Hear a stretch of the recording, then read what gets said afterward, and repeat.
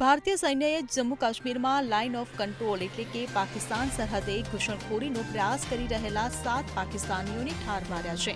આ ઘૂસણખોરોમાં 2 થી 3 પાકિસ્તાની આર્મીના જવાનો પણ સામેલ હોવાનો દાવો કરવામાં આવ્યો છે.